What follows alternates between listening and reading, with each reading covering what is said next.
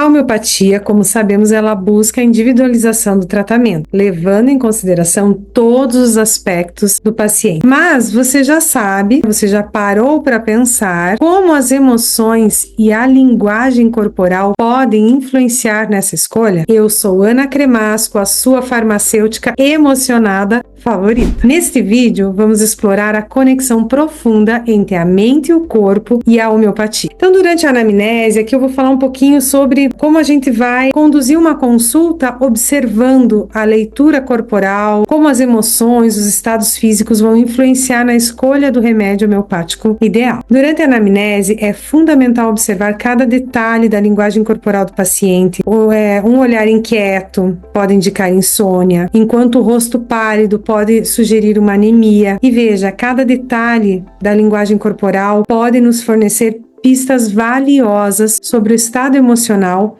e físico do nosso paciente, auxiliando-nos então na escolha do medicamento mais adequado. Eu quero que vocês saibam que cada gesto, cada expressão, cada postura conta uma história sobre como estamos nos sentindo por dentro. E é através dessa história, é através dessa postura, dessa expressão que podemos identificar algumas emoções como a alegria, a tristeza, a raiva, o medo e tantas outras. E essas emoções, por sua vez, elas estão intimamente ligadas ao nosso estado de saúde. Então, por exemplo, uma pessoa lá com uma postura curvada, de olhar fixo no chão, ela pode estar sentindo uma tristeza ou mesmo um desânimo. Já alguém com os braços cruzados pode estar o quê? Se sentindo na defensiva. Então, quando um paciente senta, cruza as pernas, cruza os braços e vai falar contigo, você vai ter que já ter essa percepção para saber como que você vai interrogar essa pessoa para que ela vá aos poucos se soltando, descruzando os braços, descruzando as pernas. Essas informações, gente, elas são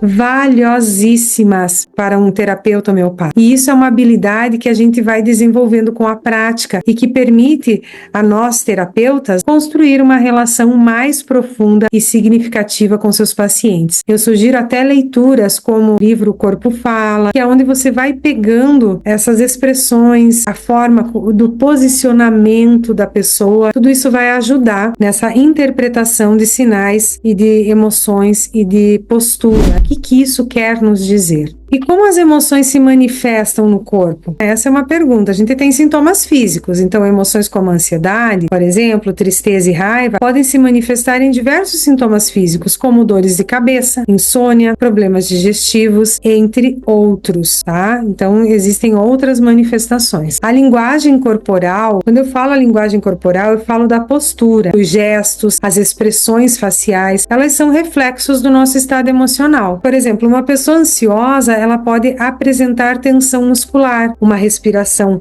acelerada e até um olhar inquieto. Agora, a gente tem que lembrar que também tem pessoas que são mestres no disfarce, A gente quase não consegue interpretá-las, porque elas conseguem guardar muito bem esses gestos, essas posturas, ou mesmo as expressões faciais, porque são pessoas que sofreram muito, então elas acabaram desenvolvendo isso. Mas vai da nossa habilidade de perceber detalhes, nuances, no tom de voz, na forma do olhar da pessoa, tudo isso a gente consegue captar. E os padrões de comportamento. Veja, as emoções, elas também influenciam nos nossos hábitos e comportamentos. Então, aqui entram os padrões de comportamento. Uma pessoa com baixa autoestima, por exemplo, ela pode se isolar socialmente e apresentar dificuldades em tomar decisões. Então, às vezes, essa pessoa ela é mestre em disfarçar suas emoções, sua ansiedade, sua tristeza, mas o comportamento dela, quando você vai indagá-la sobre o comportamento dela, ela vai dizer assim, eu gosto mais de ficar sozinha. E se você vai perguntar como são suas decisões,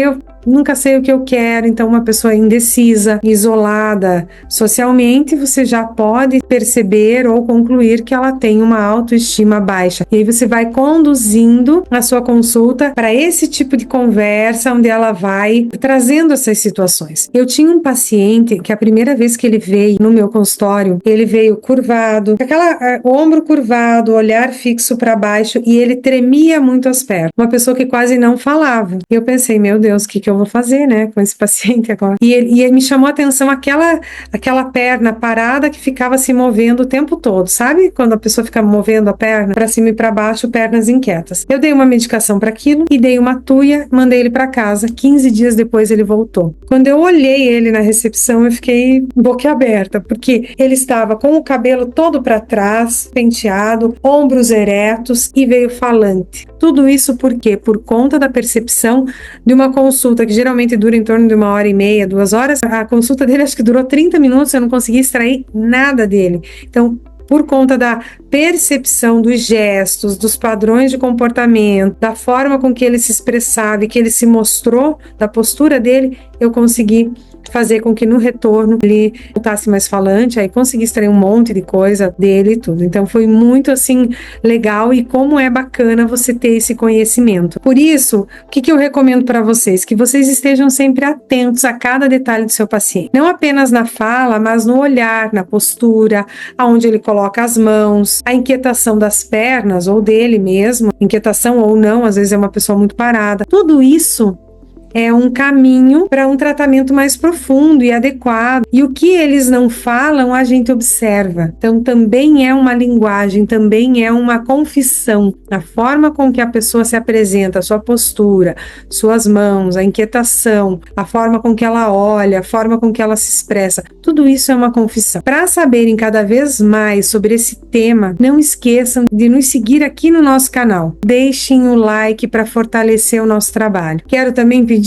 que se inscrevam no nosso canal para vocês ficarem sempre por dentro de tudo que a gente está fazendo. E se você gostou, se você aprendeu alguma coisa, deixa aqui embaixo nos comentários a sua sugestão de novos temas, de coisas que vocês gostariam de saber em relação à homeopatia, as terapias, que a gente vai respondendo vocês. Até a próxima. Tchau!